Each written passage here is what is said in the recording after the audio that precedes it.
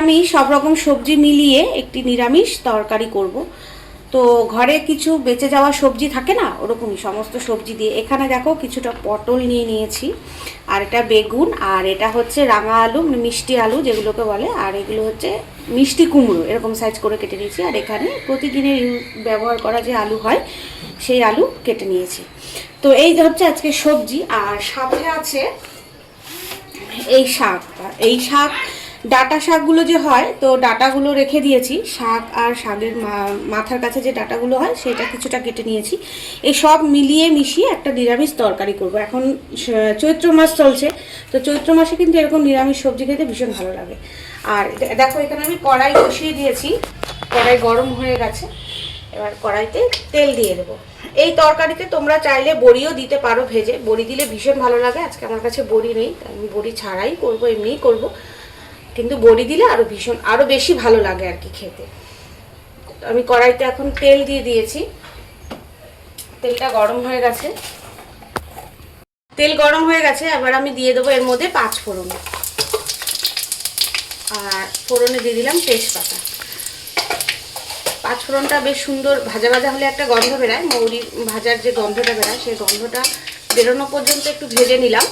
এবার আমি আস্তে আস্তে এক এক করে এখানে সবজিগুলো সব দিয়ে দেবো এখানে। আর সবজিগুলো একটু ভালো করে আগে ভেজে নিতে হবে, নাহলে কাঁচা সবজির গন্ধ আসবে। দেখো তরকারিগুলো হালকা হালকা ভাজা হয়ে গেছে, এরকমভাবে ভেজে নিতে হবে।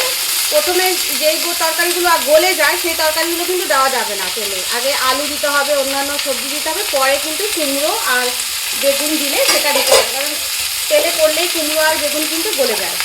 আর এবার আমি দিয়ে দেবো পরিমাণ মতন লবণ, পরিমাণ মতন হলুদ। এবার আমি দিয়ে দেবো আদা বাটা এবং কাঁচা লঙ্কা বাটা। শিলে আমি আদা আর কাঁচা লঙ্কাটা বেটে নিয়েছি, এবার আমি দিয়ে দেবো। দিয়ে এবার মশলাগুলো দিয়ে ভালো করে কষিয়ে নেব। এবার দিয়ে দেবো জিরের গুঁড়ো।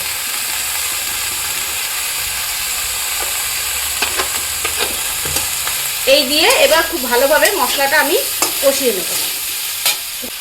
ড্রাই হয়ে যাচ্ছে, তো এখানে আমি এবার একটু জল দিয়ে দেবো, সামান্য জল দিয়ে দেবো। জল দিয়ে মশলাটা কষাবো। মশলা দিয়ে আমি তরকারিগুলো একটু সুন্দরভাবে কষিয়ে নিয়েছি। এবার আমি এই শাক পাতাগুলো দিয়ে দেবো। এর সাথে ডাটাও আছে, কিন্তু একদম ডাটাগুলো খুব নরম, সেই কারণে ডাটাগুলো আর আলাদা করিনি, এর সাথে কুচিয়ে দিয়েছি। এবার আমি এই শাকগুলো দিয়ে এবার এটাকে ভালোভাবে আস্তে আস্তে করে কষিয়ে নেব। এই তরকারিটা দেখো কি সুন্দর, পাতাগুলো মজে গেছে, একদম খুব সুন্দরভাবে মজে গেছে এইরকম। আর আরও একটু কষিয়ে নেব। এই তরকারিগুলো নিরামিষ তরকারি তো খুব একটা বেশি ঝাল কিন্তু ভালো লাগে না, একটু কম ঝাল দিয়ে এই তরকারি রান্না করলে ভালো লাগে। এই তরকারি ভাতের সাথে তো ভালো লাগে, রুটিও খাওয়া যায়। অনেকে আবার বাড়িতে তোমার পুজো হলে ভোগ দিলে ভোগের সাথেও চলে, খুব পাঁচমিশালি তরকারি ভালো লাগে কিন্তু। দেখো তরকারিটা এরকম মাখা মাখা হয়ে গেছে, তরকারিগুলো মাখা মাখাই ভালো লাগে। এবার দিয়ে দেবো মিষ্টি, যেহেতু শাক পড়েছে এর মধ্যে, আর একটু নিরামিষ সবজি না, একটু মিষ্টি মিষ্টি খেতে ভালো লাগে। তবে যাদের মিষ্টিতে প্রবলেম আছে তারা অ্যাভয়েড করতে পারো। আমি একটু মিষ্টি মিষ্টি দিয়ে এই শাক পাতা একটু মিষ্টি মিষ্টি খাওয়াটাই পছন্দ করি, সেই কারণে একটু মিষ্টিটা বেশি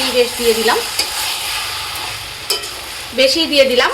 তো মিষ্টি মিষ্টি হলে একটু খেতে ভালো লাগে এই শাক পাতার তরকারি। দেখো তরকারিটা কত সুন্দর মাখা মাখা হয়েছে, আর কিন্তু গলে যাবে না, এরকমভাবে সবজিগুলো ভাজতে হবে যেন গলে না যায়। দেখো এখনও এখানে কুমড়োগুলো এরকম আছে, আর বেগুন তো দেখা যাচ্ছে না, যেহেতু বেগুন একদমই ঘেটেই যায় জানোই। তো এরকমভাবে সুন্দর একটি নিরামিষ তরকারি তোমরা বানিয়ে নিতেই পারো, যেটা সব রকমভাবেই উপযোগী আর ভালো। তো চলো তরকারিটা আবার হয়ে গেছে, এবার আমি নামিয়ে নেব। দেখো কি সুন্দর হয়ে গেছে তরকারিটা, একদম মাখা মাখা। তো এরকমই সুন্দর লাগে কিন্তু খেতে, এরকম নিরামিষ তরকারি।